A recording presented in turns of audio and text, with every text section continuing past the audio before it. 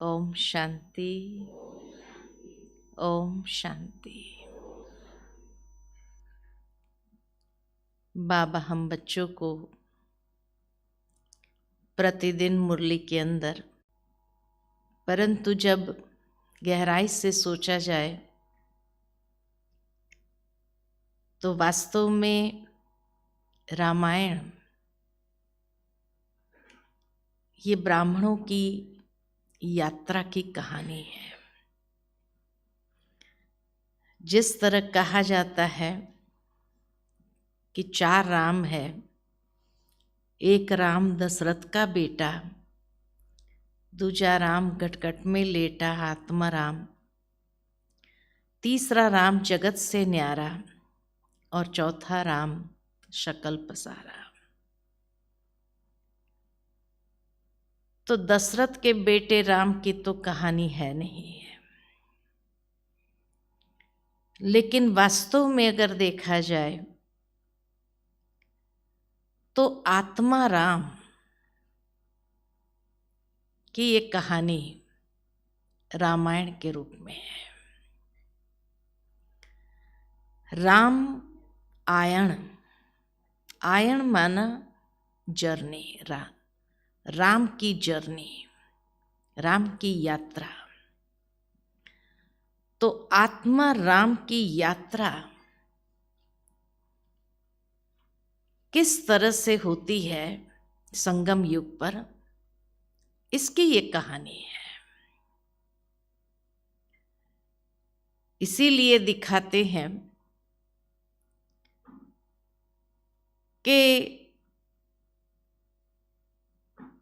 दशरथ अर्थात कि 10 इंद्रियों के ऊपर 5 सूक्ष्म इंद्रियां और 5 ज्ञानेंद्रियां, एक कर्मेंद्रिया और ज्ञानेंद्रिया, ये 10 इंद्रियों के ऊपर जब आत्मा का अधिपत्य होता है, राज्य होता है, जिसको बाबा कहे स्वराज्य अधिकारी आत्मा, ये है दशरथ। तो संगम युग पर बाबा जब हम बच्चों को ऐसे 10 रथ बना देते हैं, क्योंकि शरीर तो रथ है और इस शरीर रूपी रथ को संपूर्ण रीति से कंट्रोल करने वाली आत्मा ये दशरथ है। तो उसका राज्य कैसा होता है? अयोध्या, जहां कभी युद्ध हो नहीं सकता है, ऐसा उसका राज्य था। तो सतयुग त्रेता युग में आत्मा दशरथ के रूप में, जिसका राज्य में कभी युद्ध नहीं हुआ, जिसकी 3 रानियां दर्शाई, और ये 3 रानियां है, सबसे पहली कौशल्या।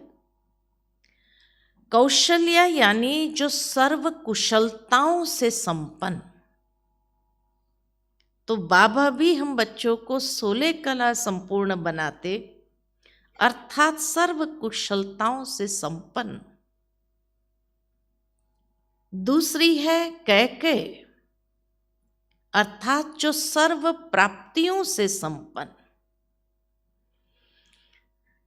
क्योंकि जब कैकेय को कहा गया तुम 2 वरदान मांगो, जो चाहिए वो, तो उसने क्या कहा? मुझे कुछ भी नहीं चाहिए, समय आने पर देखेंगे। तो जो सर्व प्राप्तियों से संपन्न थी, वो सर्व कुशलताओं में सर्व प्राप्ति संपन्न आत्मा, और सुमित्रा अर्थात जिसका सर्व के साथ इतना स्नेह प्रेम था, मित्रता का भाव था। तो जो आत्मा स्वराज्य अधिकारी होती है, उसकी ये 3 विशेषताएं जरूर होती है। संगम युग पर बाबा हमें ऐसा बनाते हैं। कहा जाता है कि उनके 4 बच्चे जो हुए यज्ञ से हुए, अर्थात यज्ञ से ही हम सबका भी जन्म होता है। यज्ञ से ही हमारी उत्पत्ति हुई। जब परमात्मा ने आकर के ऐसा ज्ञान यज्ञ रचा और जहां आत्माओं को इतना स्वराज्य अधिकारी बनाया, तो उसके 4 बच्चे कौन से थे? तो सबसे पहले राम, दूसरा था भरत, तीसरा था लक्ष्मण और चौथा था शत्रुघ्न। कि ये स्वराज्य अधिकारी आत्माएं कैसे बनी? इन 4 आधार के द्वारा। राम अर्थात ज्ञान स्वरूप, ज्ञान मर्यादा पुरुषोत्तम उसको दिखाते हैं। तो ज्ञान के आधार से ऐसा बना, हर बात में वो ज्ञान को अप्लाई करता है, यूज करता है। दूसरा था भरत, यानी समर्पणमयता, योग। योग में हम अपनी बुद्धि को बाबा के सामने समर्पण कर देते हैं। तो जो योगी आत्मा था, समर्पण भाव जिसके अंदर था, इसीलिए वो दिखाते कि दोनों राम की चाकड़ी को सर पर उठा करके समर्पण भाव देखो, मैंपन जरा भी नहीं, जो आज बाबा ने कहा मुरली में। तीसरा था लक्ष्मण, अर्थात त्याग, यानी धारणा स्वरूप। सबसे बड़ा त्याग दिखाया ही गया है, राम से भी ज्यादा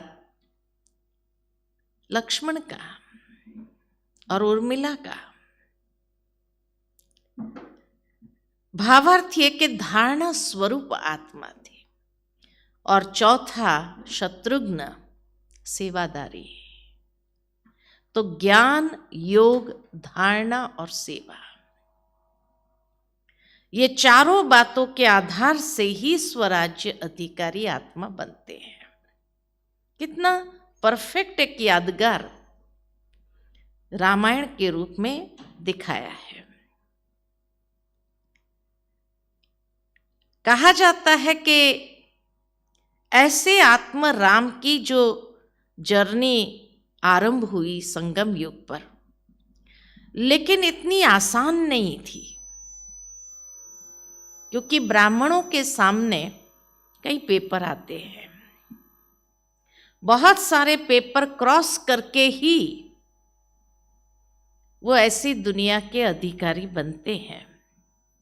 अयोध्या के अधिकारी कि जिस समय सारा भारत क्या सारा विश्व ही अयोध्या था, ऐसे अयोध्या के मालिक बनते हैं। लेकिन उसके लिए उसको बहुत सारी परीक्षाओं से गुजरना पड़ता है। कौन सी परीक्षाओं से गुजरना पड़ता है? तो बाबा कई बार जब मुरली में कहते हैं कि बच्चे माया से सावधान, है ना, और कभी कहते हैं रावण बड़ा रुलाने वाला है, उससे अपने आप को बचा कर रखना। तो माया और रावण एक है या अलग है? क्या कहेंगे? एक है या अलग है? हाँ, एक ही है। माया फीमेल दिखाई है और रावण मेल दिखाया है, तो एक कैसे होगा? बाबा कई बार कहते हैं माया मेरी आज्ञाकारी बच्ची है। कोई जैसे ही ज्ञान मार्ग पर चलना आरंभ करता है तो माया को बाबा कहते हैं, देखो तो सही, ये वर्षे पाने के योग्य है भी या नहीं, है ना। तो आज्ञाकारी बच्ची बन करके वो परीक्षा लेना चालू करती है। तो पहले रामायण में भी माया ही दिखाई है, रावण की एंट्री बहुत बाद में होती है। तो हमारे जीवन में भी जब हम इस ज्ञान मार्ग के पुरुषार्थ में कदम रखते हैं तो माया परीक्षा लेने तो आएगी। और सबसे पहली परीक्षा कौन सी आती है? तो सबसे पहली परीक्षा माया के रूप में आती है, वो है मंत्रा। मंत्रा यानी पर चिंतन पर दर्शन। तो ज्ञान मार्ग में भी हम जैसे ही आरंभ करते हैं, शुरू शुरू में तो बड़ा नशा चढ़ता है, बहुत अच्छी तरह से आगे बढ़ते हैं, लेकिन उसके बाद क्या होता है? पर चिंतन। सबसे पहली माया यही आती है। बड़े उछल रहे होते हैं हम जैसे उमंग उत्साह में, और किसी ने कह दिया, अरे क्यों इतना उछलता है तुम, थोड़ा धीरे चल, पता चलेगा तेरे को सब कुछ। क्या होता है? तो फिर सुनाना शुरू करते हैं। होती अपनी कमजोरी, लेकिन पर चिंतन करते हुए किसी और की कमजोरी को सुनाना शुरू करते हैं। तो धीरे धीरे वो नशा क्या हो जाता है? डाउन होता है कि नहीं होता है? तो ठीक इसी तरह कैकेयी भी बहुत अच्छी तरह से खुश थी, मौज में थी, लेकिन मंथरा जैसे उसके कान भर रही थी।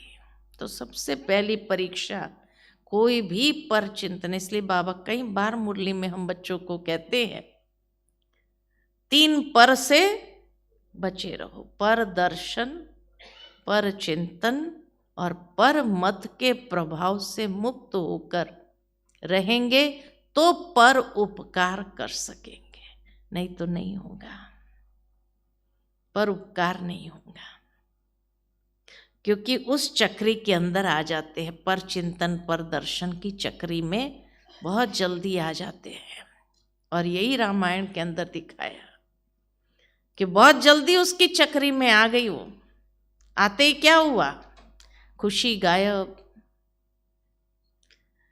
फिर आता है मन में कि जब शुरू शुरू में हम ज्ञान में आए थे ना, तो बड़ा खुशी में उड़ते थे, पता नहीं वो खुशी कहाँ गायब हो गई। क्यों गायब होती है, कहाँ गायब होती है? उसका पहला कारण माया। ये माया का स्वरूप है, इसलिए उसको फीमेल दिखाया। अच्छा, उसको क्रॉस करने के बाद उसका परिणाम क्या हुआ? तो जंगल में जाना पड़ेगा, पथरीली कांटेली जमीन पर चलना पड़ेगा, माना कई प्रकार के कष्ट जीवन में आने लगेंगे। ब्राह्मण जीवन में भी वो दुख, दर्द, कष्ट भोगना पड़ता है, पर चिंतन, पर दर्शन, पर मत के प्रभाव में अगर आए तो, है ना। इसीलिए बाबा हमेशा कहते, इससे बच के रहो, ये जर्मुई जर्मुई नहीं करो। ये बाबा क्यों कहता है? उसका पीछे का महत्वपूर्ण कारण यही है। उसके बाद जैसे वो कोप भवन में चली गई, दुख दर्द, और दशरथ से अपने 2 वायदे की मांग किया चाहिए। तभी दुनिया में भी कहा जाता है बिना सोच समझे किसी को भी वचन नहीं दो, है ना, नहीं तो पता नहीं वो क्या मांग बैठे। लेकिन जैसे ही ये वन में गए, कष्ट भोगना आरंभ हुआ, फिर भी दिखाया ये है कि राम की मनोस्थिति पॉजिटिव बहुत रही, कि कितना भी कष्ट आया, लक्ष्मण बार बार उसका मन विचलित होता था, लक्ष्य से भटक जाता था, उसका मन विचलित हो जाता था, वो बार बार गाली भी देता था कैकेयी को। तो राम क्या कहते थे, पॉजिटिव फ्रेम ऑफ माइंड दिखाया कि चाहे कोई चक्री में आ भी जाओ तो भी अपनी सकारात्मक मनस्थिति को नहीं छोड़ना। तो सकारात्मक मनस्थिति होगी तो कैसी भी जर्नी में जो भी बातें आए भी तो भी उसमें आप कैसे रहेंगे, फिर भी अच्छे रहेंगे। इसीलिए वो बार बार गाली देता था लक्ष्मण विचलित होकर के, तो दोनों कैरेक्टर दिखाए कि किस तरह से जो मन से विचलित हो जाता था वो ब्राह्मण जीवन में भी संतुष्ट नहीं है, उसकी यात्रा संतुष्ट पूर्ण नहीं होती है। तब राम कहता है कि नहीं, आज माँ कैकेयी ने अगर हमें जंगल में भेजा तो हमें ऋषि मुनियों का दर्शन करने को मिल रहा है। माना नेगेटिव में भी पॉजिटिव देखो, ये भगवान हमें सिखाता है। परमात्मा राम आकर के यही शिक्षा देते हैं। फिर दूसरी परीक्षा आती है माया के रूप में, कौन सी? सुपर्णखा। सुपर्णखा यानी फैमिलियरिटी, नाम रूप की बीमारी। तो पहले पर चिंतन आता है, फिर नाम रूप की बीमारी। तभी बाबा कहते हर आत्मा को अगर विशेषता मिली है बाबा से मिली है, तो बाबा से मिली है ये याद रहना चाहिए। ये व्यक्ति बहुत अच्छा है, इसकी ये विशेषता बहुत अच्छी है, यही अच्छा है, धीरे धीरे, है ना। तो दूसरी माया का स्वरूप आता है नाम रूप की बीमारी, सुपर्णखा के रूप में, जिससे भी सावधान रहना जरूरी है। और इसीलिए जब वो राम के पास जाती है, आत्मा राम के पास, तो उसने कहा मेरे पास तो सीता है, तुम लक्ष्मण को ट्राई कर सकते हो, वो फ्री है, अकेला है। यानी गृहस्थियों के पास जाती है तो गृहस्थी तो कहते हैं कि भाई हमारे पास तो है, तुम ये कुमारों के पास जा सकते हो। तो सुपर्णखा कहाँ जाती है फिर? लक्ष्मण का मन विचलित करने के लिए कुमारों के पास जरूर जाती है। और जब ये कुमारों के पास ये माया का स्वरूप जाता है और अगर उसमें अपनी दृढ़ता में वो रहे, अपनी धारणा में अगर वो पक्के हैं, तो उसका नाक काट देता है, विजयी हो जाता है उसके ऊपर। लेकिन वो विजयी होता जरूर है, लेकिन जैसे कहा गया सुपर्णखा एकदम क्या हुई, एकदम उसका स्वरूप जो है बिगड़ जाने के कारण वो जाती है अपने भाइयों के पास। खर और दूषण, तो खर दूषण यानी क्रोध, खर यानी क्रोध और दूषण माना दुष्प्रवृत्तियां, ये दोनों उसके ऊपर अटैक जरूर करेंगे। इसीलिए बाबा कहते काम जहां आया वहां क्रोध भी धीरे धीरे उसके पीछे आता ही है।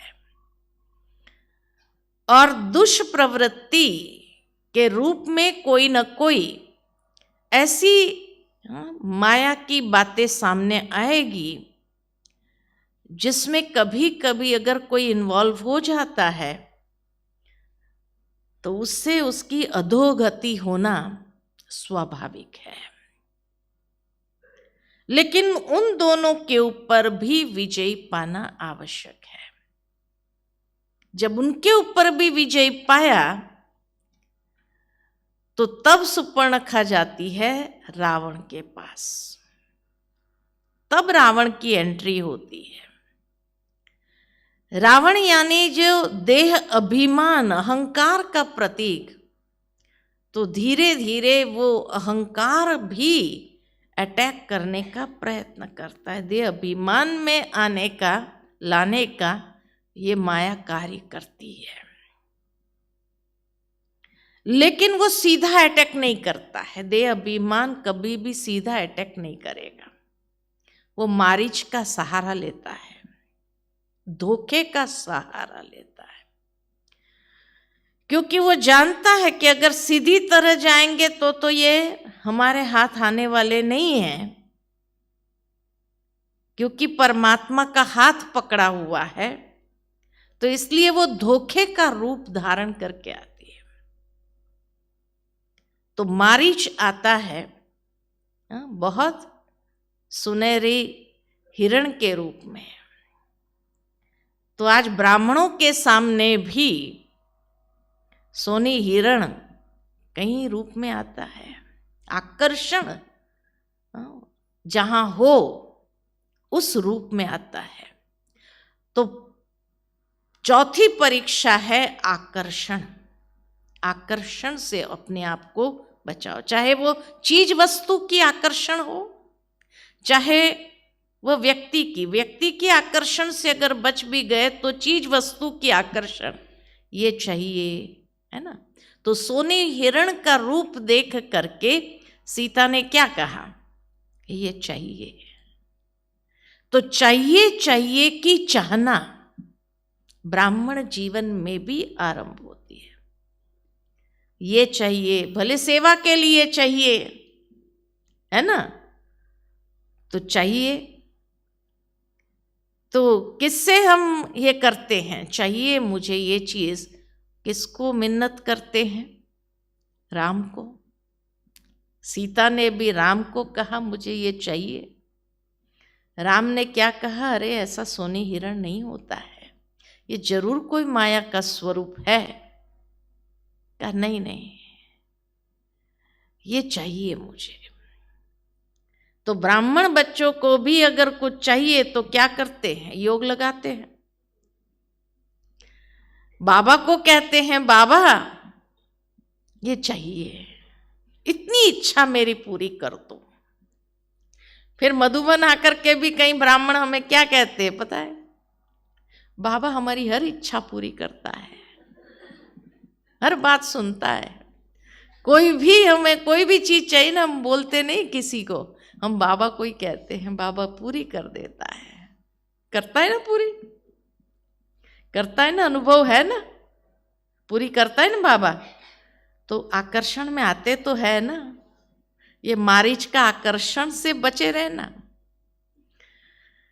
शुरू में तो बाबा पूरी करता है, लेकिन वो कहाँ ले जाता है धीरे धीरे हमें।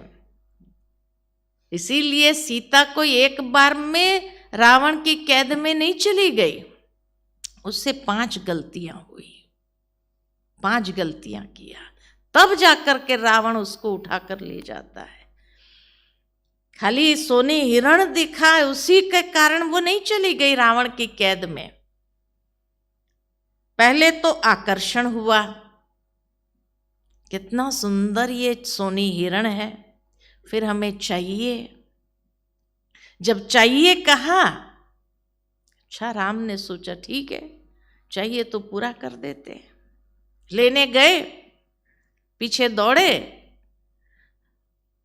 तो मारीच ने राम का ही आवाज निकाल करके दूसरा धोखे का स्वरूप, हे लक्ष्मण बचाओ बचाओ। तो दूसरा सीता ने उस आवाज को परखा नहीं, पहचाना नहीं कि यह आवाज राम का नहीं हो सकता है। लक्ष्मण कह रहा है, लक्ष्मण को कहा जाओ तुम जाओ, राम बुला रहे हैं। कहा नहीं, मैं जानता हूं राम कितना समर्थ है,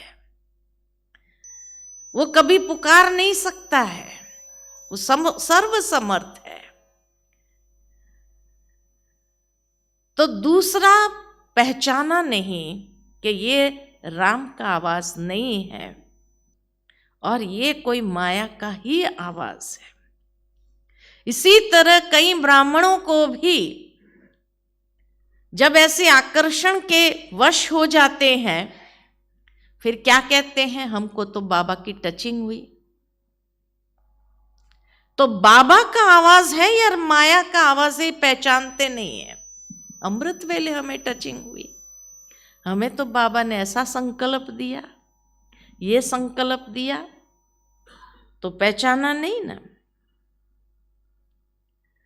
अरे ये माया का आवाज है। बाबा कहते हैं कई बार मुरली में कि आप ये मत समझो कि ये भगवान का आवाज है, ये टचिंग भगवान की है, लेकिन भगवान की टचिंग हो नहीं सकती इस तरह से।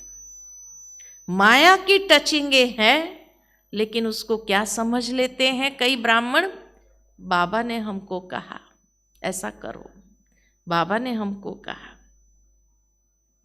तो पहचानने की आवश्यकता है। उसके बाद जब लक्ष्मण नहीं गया कि नहीं, मुझे जो आज्ञा मिली है राम की कि भाई मुझे आपकी सुरक्षा देखनी है, इसलिए मैं नहीं जाऊंगा, मैं तो जानता हूं कि श्री राम तो सर्वसमर्थ है, उसको कुछ नहीं हो सकता है। तो तीसरा क्या बोला, अयोग्य शब्द मुख से निकालना शुरू किया कि मुझे पता है तुम्हारी नीयत ही खराब है, यहां तक उसको कह दिया। यानी ऐसे कड़वे वचन उच्चारण किए जो किसी के हृदय को लग जाए। इसी तरह बाबा की टचिंग है कह करके किसी को आपने बताया, कहा, और अगर उसने नहीं माना तो गुस्सा आता है कि नहीं आता है। और गुस्सा जब आता है तो कभी कभी ऐसे गुस्सा नहीं करते हैं, लेकिन शब्द ऐसे निकल जाते हैं जो किसी के हृदय को दर्द पहुंचा दे, दुख दे दे, ऐसे वचन निकल जाते हैं। तो तीसरी गलती, अयोग्य वचन। फिर चौथा, जब अयोग्य वचन निकाला तो लक्ष्मण ने कहा ठीक है मैं जाता हूं, लेकिन लक्ष्मण रेखा खींची कि भाई इससे बाहर नहीं आना। कहा ठीक है। तो उस समय रावण बड़े साधारण रूप में आता है और साधारण रूप में आकर के कहता है भिक्षाम दे मैया।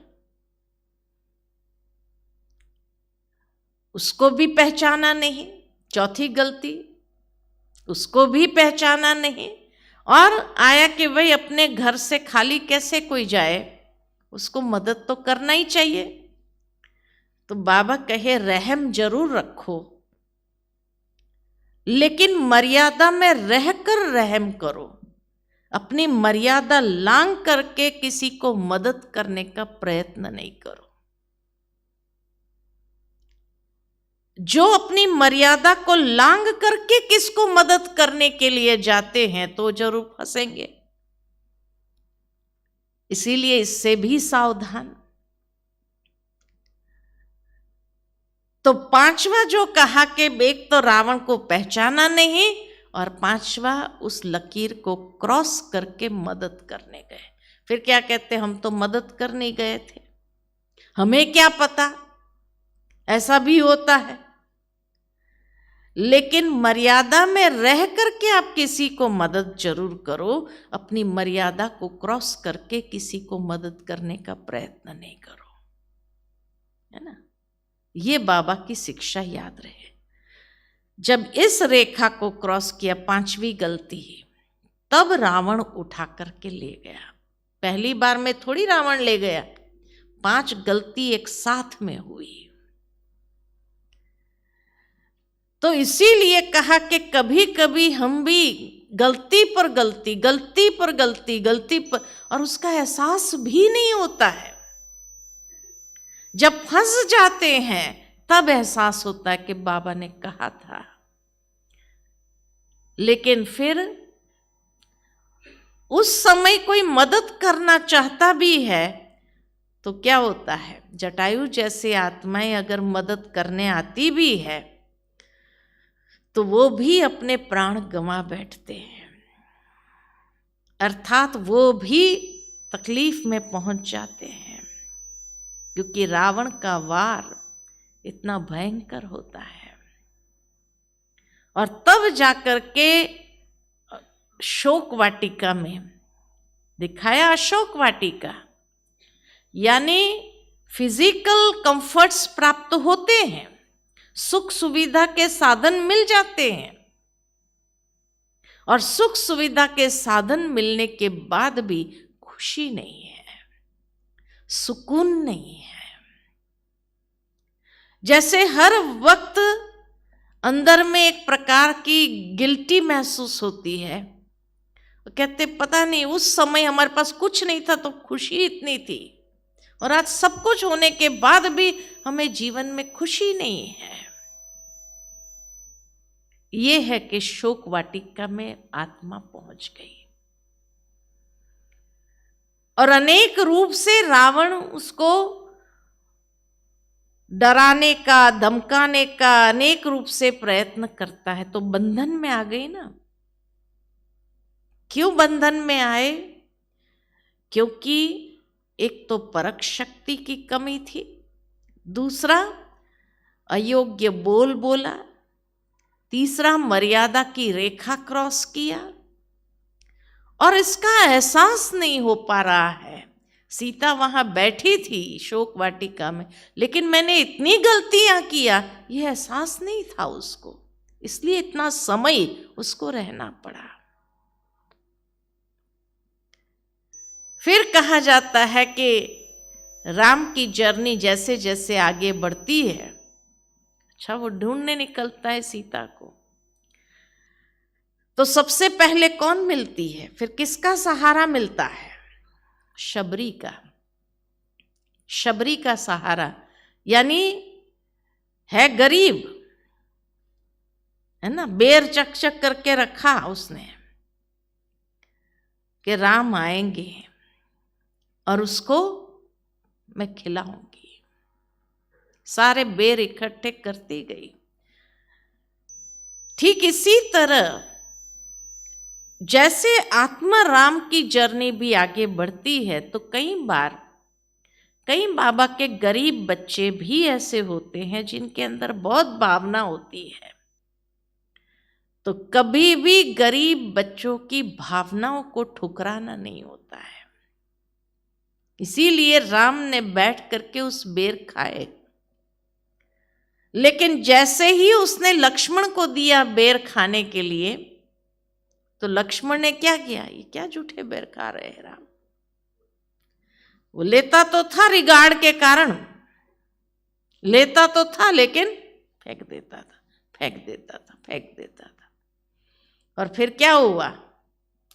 कहा जाता वही जड़ी बूटी के रूप में जब उगे, तो वो मूर्छित जब हो गया तो उसको वही जड़ी बूटी काम आई, है ना। वही झूठे बेर की जड़ी बूटियां उसको लगाई गई, सुंघाई गई, तब जाकर के सुंघाई गई माना उसको स्वीकार करना ही पड़ा। इसीलिए कभी भी किसी गरीब बाबा के बच्चों का अपमान नहीं करना चाहिए, डिसरिस्पेक्ट नहीं करना चाहिए, डिसरिगार्ड नहीं करना चाहिए। बाबा हमेशा कहते हैं हर आत्मा का रिगार्ड दो। आज भी स्लोगन में क्या कहा? सम्मान दो, सम्मान मिलेगा। तो हर आत्मा की भावना का सम्मान करो, कोई कैसी भी आत्मा है सम्मान करो, क्योंकि कभी कभी हमारे जीवन के लिए मार्ग वही दर्शाते हैं। और इसीलिए जब राम ने पूछा कि भाई आगे का मार्ग क्या है, तो शबरी ने ही कहा ऋषिमुख पर्वत पर जाओ। और वहां आपका एक और भक्त आपका इंतजार कर रहा है, मार्ग दिखाने के लिए निमित्त बनी, गरीब से गरीब माता, है ना। तो इसी तरह बाबा भी हम बच्चों को कहते हैं कि हर आत्मा का रिगार्ड रखो, कभी कभी आपके पुरुषार्थ में वह भी आपके मददगार बन जाते, या उनकी दुआएं ही आपके लिए काम आती है। इसीलिए कभी भी किसी आत्मा को नफरत की दृष्टि से, डिसरिगार्ड की भावना के साथ उसके साथ कोई ऐसा व्यवहार नहीं करो। तब आगे का गाइडेंस जैसे मिला, मदद जैसे मिल गई, उस आत्मा से भी दुआएं जो मिली, वो कभी कभी हमारे लिए वो दुआएं बहुत काम कर लेती है, गरीब आत्माओं की। इसलिए हर एक आत्मा का सम्मान जरूर करो। फिर आगे जैसे गए तो हनुमान मिल गया, महावीर। तो इसीलिए बाबा कहे कि हनुमान माना कौन? साथी बना हनुमान। हनुमान यानी जिस आत्मा ने अहंकार का हनन किया हुआ था। हनुमान, मान, शान, इन सब का हनन किया था। मुझे मान चाहिए, शान चाहिए, ये अभिमान का जिसने हनन किया वो है हनुमान, और वो मदद करता है। जीवन के अंदर हमें भी हनुमान की तरह बनना है, यानी अभिमान का हनन करना है, तो उड़ेंगे, हल्के होंगे। सूक्ष्म हो जाता था हनुमान की, ये विशेषता थी। विशाल भी होता था तो सूक्ष्म भी होता था, उसको दोनों ही आता था। तो बाबा भी कहे, जहां आपको कोई परिस्थिति आए, उसको फेस करना है, तो आप अपने स्वमान को धारण करते हुए बड़े हो जाओ, और जहां आप देखते हो यहां फंस सकते हैं, तो सूक्ष्म हो जाओ। यानी जैसे अपने आप को इतना सूक्ष्म कर दो कि कोई अगर मान देना चाहे तो वो मान स्वीकार भी नहीं करो। सूक्ष्म हो जाओ, उस नाम मान शान से परे हो जाओ। ये हनुमान तो उड़ सकेंगे, लाइट होकर के हल्के रहेंगे। और फिर कहा जाता कि हनुमान जब आगे बढ़ता है सीता की खोज के लिए, तो उसको अपनी स्मृतियां भूल गई थी। तो जब उसको स्मृतियां जागृत कराई, अरे तू असंभव को संभव कर सकता है, तू उड़ सकता है, इतना बड़ा समुंदर लांघ सकता है, तेरे पास अनंत शक्ति है। तो बाबा भी आकर हम सब बच्चों की क्या करते हैं? स्मृति जागृत करते हैं, और स्मृति जागृत करके असंभव को संभव करने की क्षमता भी हमें प्रदान करते हैं। और जैसे ही समुंदर लांघ करके वो जा रहा था, तो वहां कौन मिली? बीच में दो राक्षसिनी खड़ी हो गई, सुरसा और सिहिका। और जैसे ही सुरसा और सिहिका खड़ी हो गई, भाई हमें ब्रह्मा जी का वरदान है, हमारे मुख से ही गुजरना पड़ता है तुम्हें। और जो मुख से गुजरता था चबा लेती थी, खा जाती थी कच्चाई। तो बाबा भी कहे, ये सुरसा और सिहिका कौन है? तो ईर्ष्या और नफरत। ईर्ष्या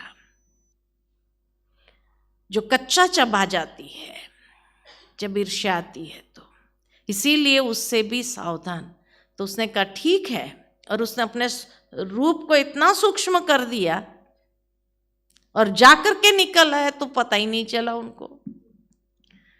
तो इसीलिए बाबा कहे, उस समय अपना बड़ाई करना नहीं शुरू करो।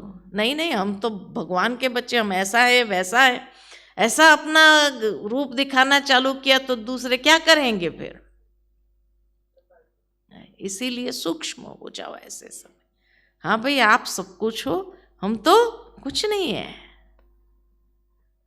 तो दूसरों को बड़ा बना दो, लेकिन आप सूक्ष्म हो जाओ, पीछे हो जाओ, हाँ,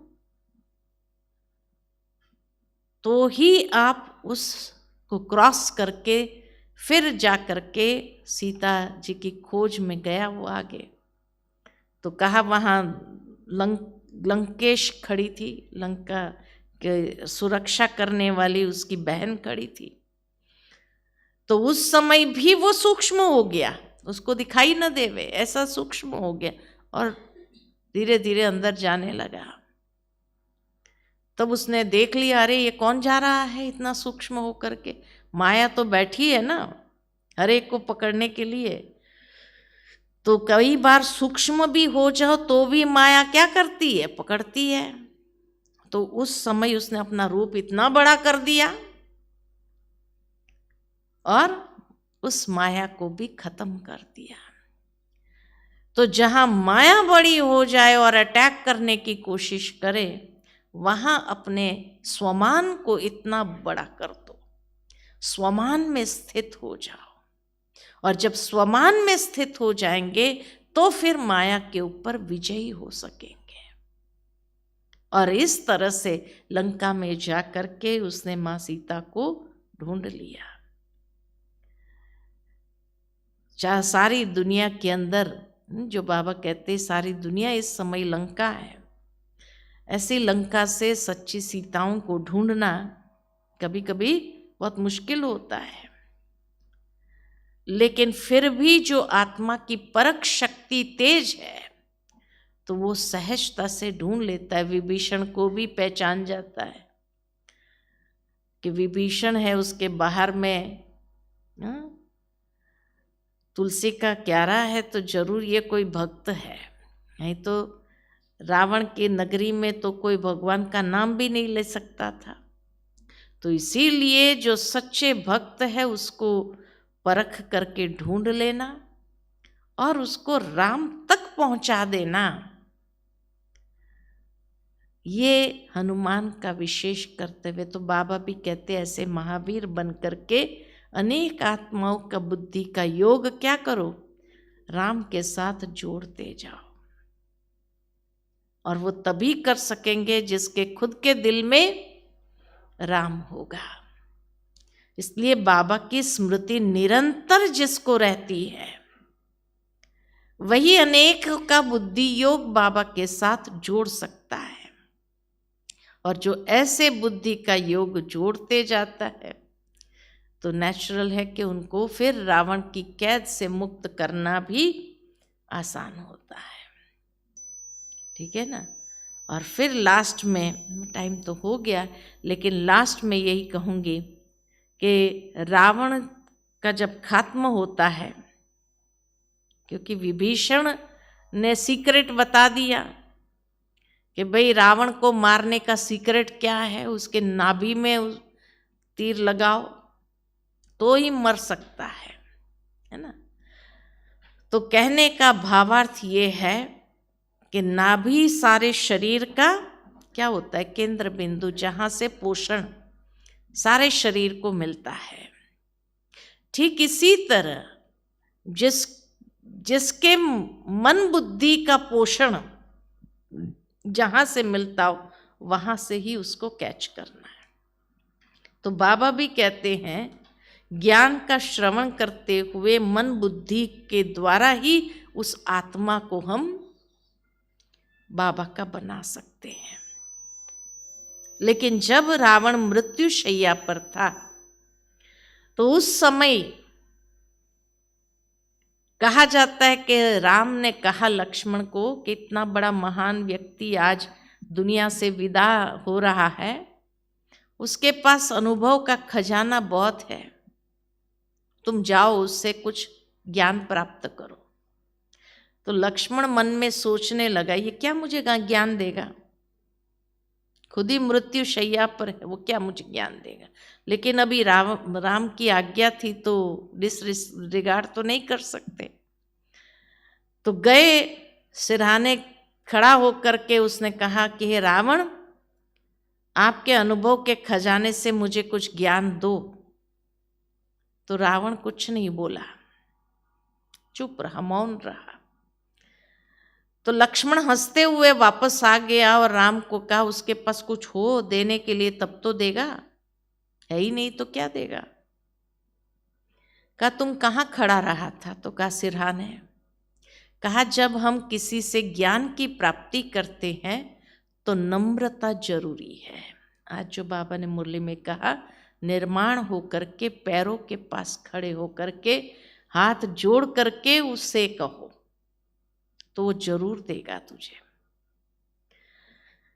तो लक्ष्मण को भी महसूस हुआ कि ये मेरा अभिमान था।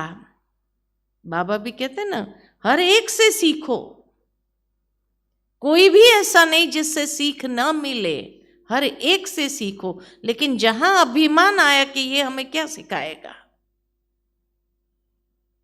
कि खुद ही इतना जीवन भर परवश रहा अहंकार के, वो हमें क्या सिखाएगा।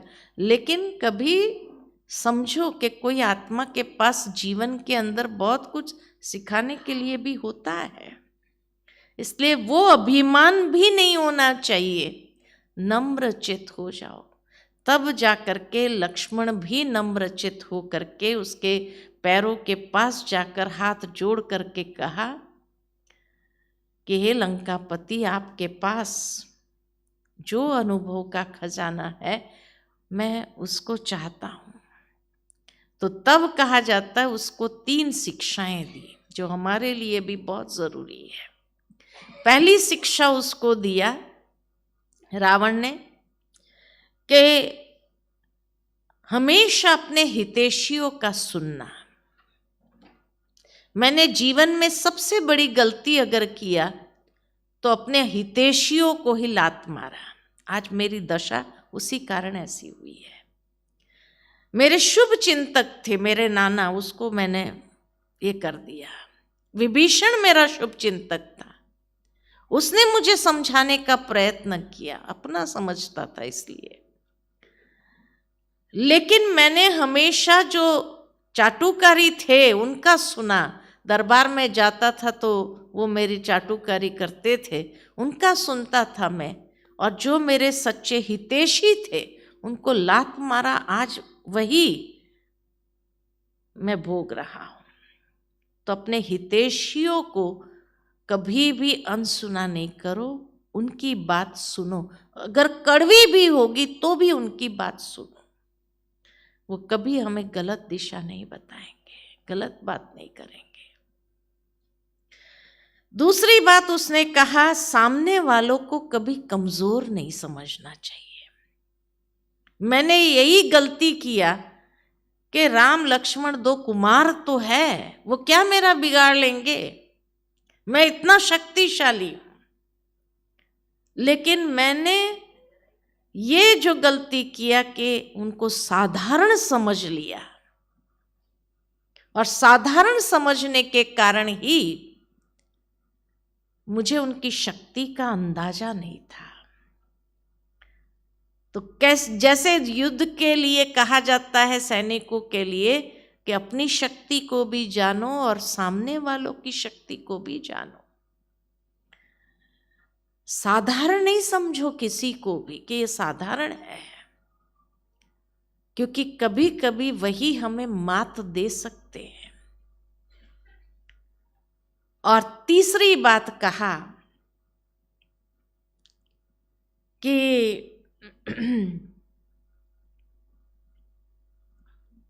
एक तो कहा कि अपने हितैषियों से हमेशा उसको ये करके रखो।